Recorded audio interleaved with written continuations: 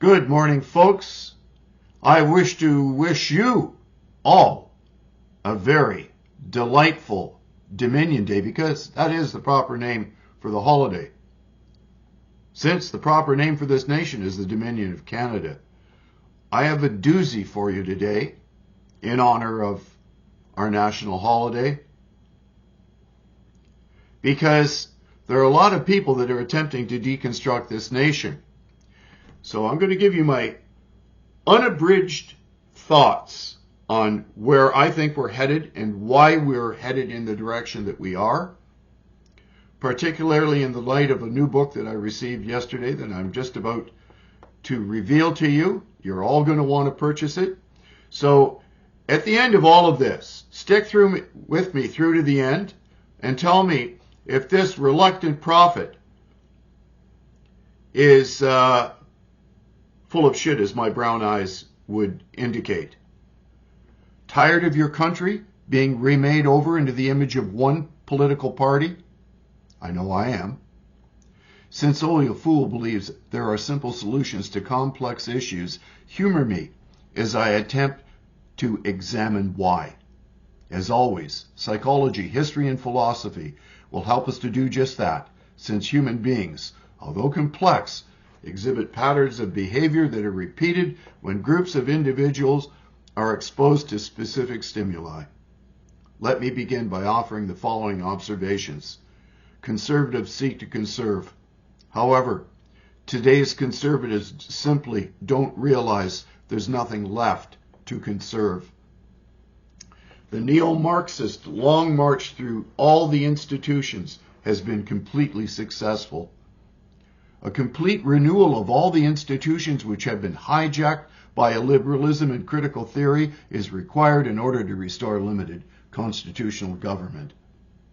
I just received my copy of the 1867 Project, Why Canada Should Be Cherished, Not Cancelled, edited by Dr. Mark Milka. From an article published today in True North, and I provide the link, we'll read about this wonderful new work put out in honor of Dominion Day. From assaults on historical figures such as John A. Macdonald to cancel culture and charges that Canada is a genocidal nation state, the country that every generation and every immigrant built is now facing routine and corrosive attacks. How did this happen? The 1867 Project is a book featuring 20 critical thinkers who argue that we are awash in relentless, grievous narratives and utopians who expect Canada's history to be perfect. They also argue that the rise of critical race theory, identity politics, and ideological politics in the education system also plays a part. From his essay in the 1867 Project, Dr. Bruce Pardy wrote, "Critical theory and its related fields do not constitute a singular school of thought, but a scholarly umbrella that consists of multiple related approaches and variations that defy easy encapsulation. Its history is messy and convoluted. Its scholarship can be verbose, incoherent, and sometimes impenetrable, while much of its original intellectual project has been overtaken by its modern activist incarnation.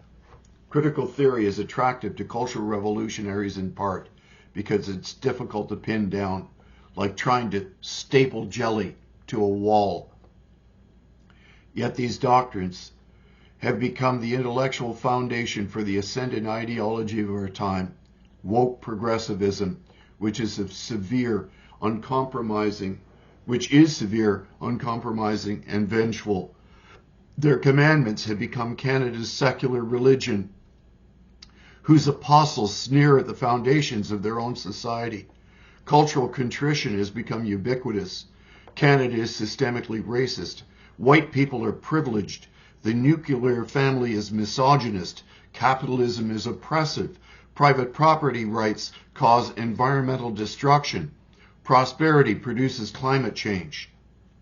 Now, every single aspect of progressivism attacks the very idea of property rights.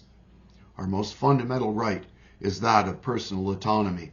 while the most immediate expression of that autonomy is my God-given right to speak freely. For in order to think, we must be able to share our thoughts, to hold them up to public scrutiny. Any attack on property rights is immoral, since the entire moral code of the Ten Commandments may be summed up as property rights, beginning with the fact that since God owns us, so we owe him our worship and service. Thou shalt have no other gods before me. Exodus 20, verse 3.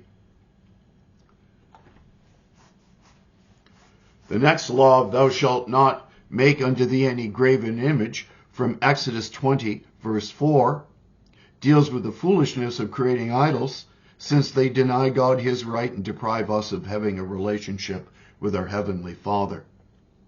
Thou shalt not take the name of the Lord thy God in vain, from Exodus 20, verse 7. This is interesting, since it does not merely refer to God's name as a curse, but using his name to garner wealth and status, which certainly the evangelical church has been guilty of in spades. It is my humble opinion that there are few sins as ungodly as using the gospel of Jesus Christ for personal profit and gain, by fleecing the flock, as it were. Honor thy father and thy mother, Exodus 20, verse 12. Since they gave us life and cared for us, we were their property in our youth, and therefore our obligation to them does not cease when we become self-sufficient adults. We owe them. Our gratitude for this is their due. Thou shalt not kill, Exodus 20, verse 13. Murder is the ultimate form of theft, since it deprives another of their most fundamental property, themselves. Thou shalt not commit adultery, Exodus 20, verse 14. Adultery is a form of double theft, since it deprives your spouse of their conjugal due and your faithfulness, while doing the same to the participating party and their spouse. Thou shalt not steal, Exodus 20, verse 15. Taking what does not belong to you, no matter what the excuse, is evil, since it deprives the other party of their property. This commandment alone is proof socialism is wicked. Thou shalt not bear false witness against thy neighbor, Exodus 20, verse 16. We have innocent people before the courts in Canada at present who have been incarcerated without being given due process of law. When the state engages in bearing false witness against good people, then the state itself has become an apparatus of tyranny and a bearer of false witness. Telling lies about people is robbing them of their greatest reward a moral person receives in this life for behaving morally, namely, their good reputation. Thou shalt not covet. Exodus 20, verse 17. Lusting after property that does not belong to you can only lead to eventually you attempting to confiscate it. This sums up Justin Trudeau in a nutshell, with the emphasis on nuts! Therefore, the entire system of government here in Canada has made itself guilty of breaking all 10 commandments. Need we wonder why then, this Canada Day, we see the administrative state reaching to every cloying aspect of our lives to deprive God and man of our just due and of God of his?